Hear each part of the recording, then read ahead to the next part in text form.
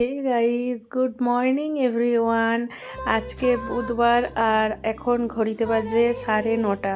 তো আজকে সকালবেলাও রান্না বান্না নেই, তো ভাবলাম যে এইখানে কাজটা অনেক দিন থেকে করব করব বলেও কিন্তু করার হচ্ছে না। যাকে যাক, আমি রীতা তোমাদের সবাইকে স্বাগত জানাই ইয়ার ফ্যামিলি ব্লগসে।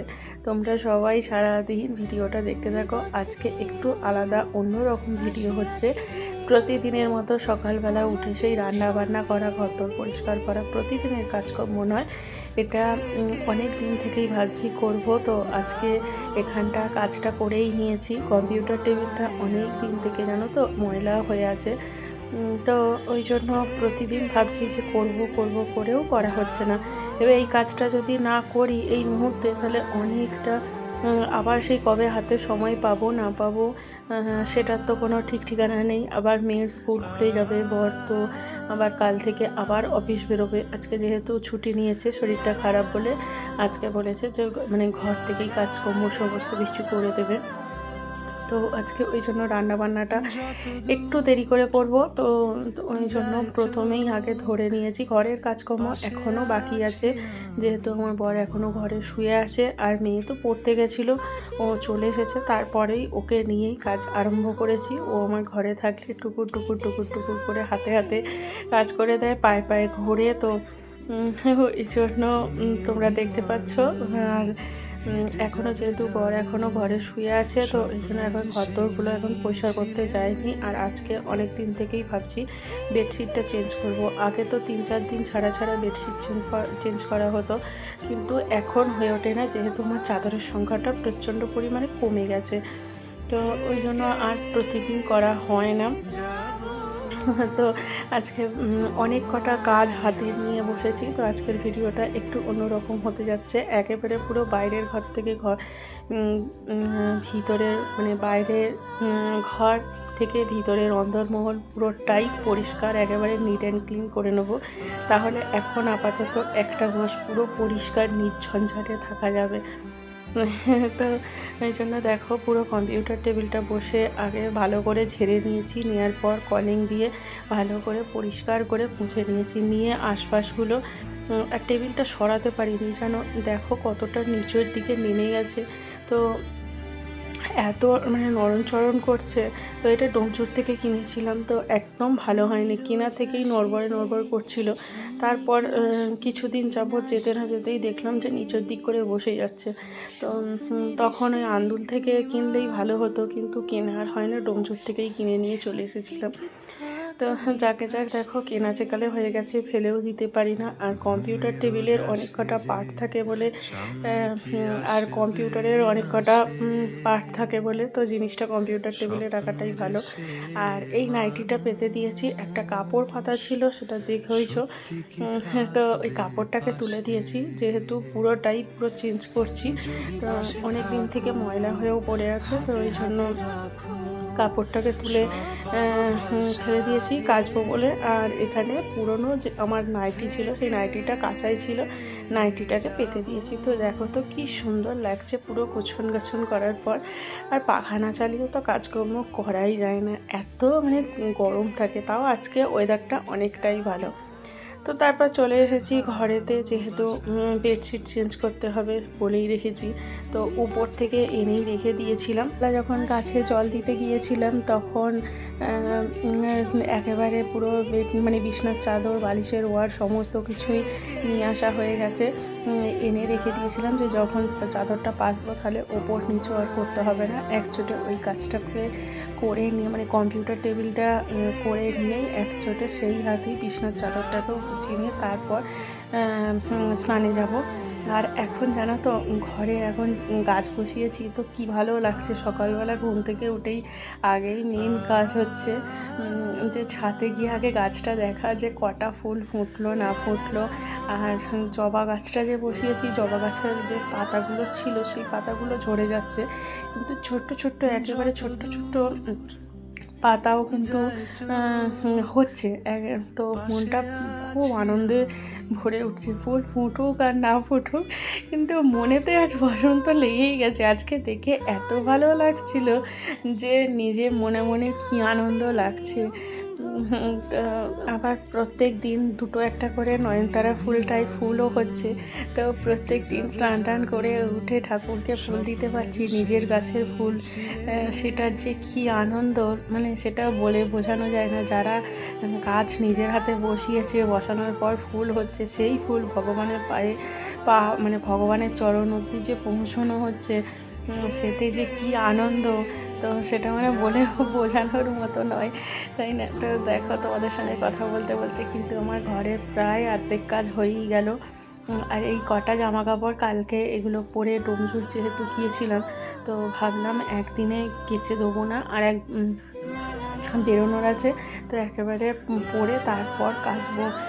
তা গাড়ি করে গিয়েছিলাম, কোনো মানে বাসে করে গেলেও নয়, কাচাকুচির ব্যাপার থাকে, যেহেতু বুঝতেই পারছো যে বাইকে করে গিয়েছি, কোনো কারোর সঙ্গে ঠেকাঠেকি কিছুই হয়নি, তো কোনো ময়লাও লাগার কোনো সিন নেই।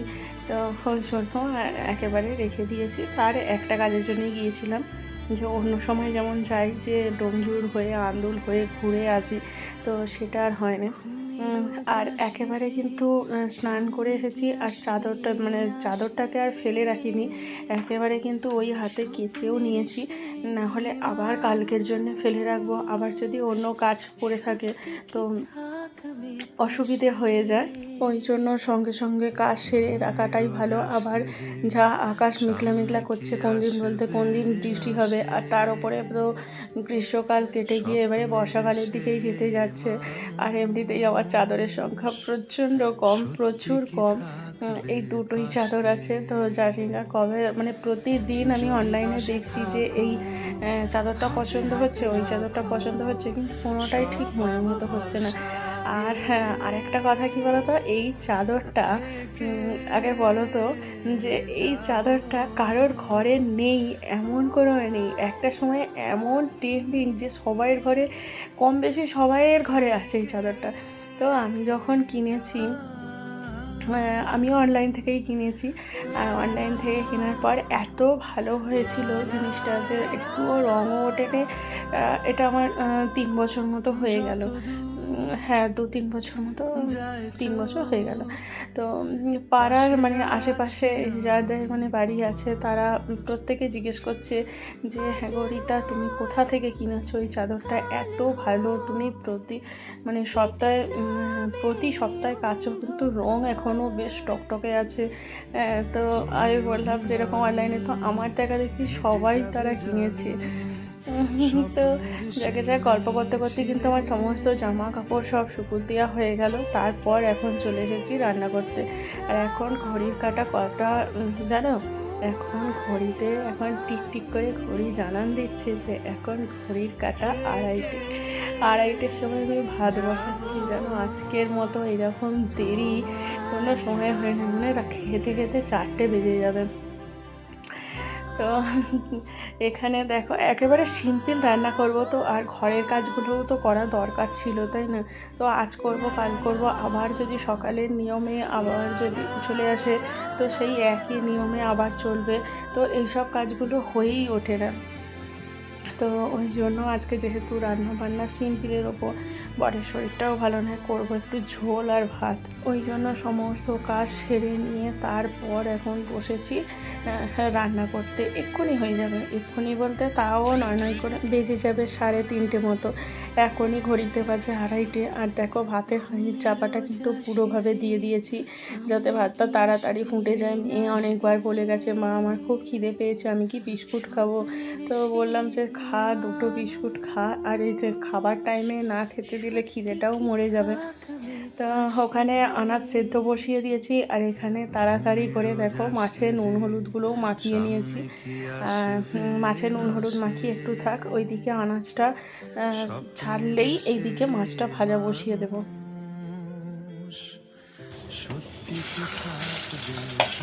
এদিকে আনাজ তো নেবে গেছে, আর এদিকে দেখো কড়া বসিয়ে দিয়ে এদিকে মাছ ভাজাও বসিয়ে দিয়েছি। তো মাছ ভাজাগুলো ভাজা হোক। প্রথমে কিন্তু 2টো মাছ ভেজে নিয়েছি, তো মেয়ে বলছিল খিদে পাচ্ছে, তো ওকে একটা মাছ ভেজে সুন্দর করে কাঁটা ছাড়িয়ে ওকে একটু খাইয়েছি, যে ততক্ষণ একটু তো পেটটা ভরা থাকবে। আর এখানে মশলাটাকেও গুলে রাখলাম, যেহেতু গুঁড়ো মশলা একটু জল দিয়ে ভিজিয়ে রাখলে একটু ভিজে থাকবে, সেহেতু মানে ঝোলের টেস্টটাও হবে। তো এইদিকে মশলাটাকে ভিজিয়ে রেখে এখানে ভাতটা দেখলাম, ভাতটা পুরো সুন্দরভাবে ভাত হয়ে গেছে। চলো ফ্যানটাকে ঝরিয়ে নিই। ফ্যান ঝরানো হয়ে গেছে আর এইদিকে মাছ ভাজাগুলোও হয়ে গেছে। তো ভাজা মাছগুলোকে কড়া থেকে আলাদা করে তুলে রেখে দিয়েছি, দিয়ে এইবারে চলো ঝোলটা বসিয়ে দিই। কড়াটাকে আগে চেঞ্জ করে নিই। তো এই কড়ার তেলটা পরে দেবো, তো আজকে একটু অন্যরকম পদ্ধতিতেই মাছের ঝোলটা করছি। অন্য সময় বাটা মশলা দিয়ে করি, আজকে পুরো গুঁড়ো মশলা দিয়ে করছি, জানি না কেমন টেস্ট হবে। তো প্রথমে দেখো 5 ফোড়ন দিয়ে টমেটোটাকে হালকা করে ভেজে নিয়েছি, নিয়ে মশলা গোলাটাকে দিয়ে দিয়েছি, দিয়ে হালকা করে ভেজেছি, বেশি কিন্তু ভাজিনি। আর আজকে ঝোলে কিন্তু আদা বাটাও দিইনি। আর তারপরে এই যে এই আনাজগুলোকে ঢেলে দিলাম, দেওয়ার পরে একটু নাড়ন চাড়ন করে তারপরেই এই যে মাছগুলোকেও দিয়ে দিচ্ছি। আর ঝোলটা এত অপূর্ব টেস্ট হয়েছিল যে কী বলবো, এত সুন্দর, নিজে রান্না করে নিজেই বলছি যে কত সুন্দর খেতে হয়েছে। তো ঝোলটা ফুটে গেছে, তারপর মাছগুলোও দিয়ে দিচ্ছি। তাই চলো ভিডিওটাও এখানে শেষ করছি, দেখা হবে অন্য একটি ভিডিওতে। ততক্ষণ অবধি সবাই ভালো থাকবে, সুস্থ থাকবে, সাবধানে থাকবে। দেখা হবে নতুন একটি ভিডিওর সঙ্গে। আজকের মতো টাটা।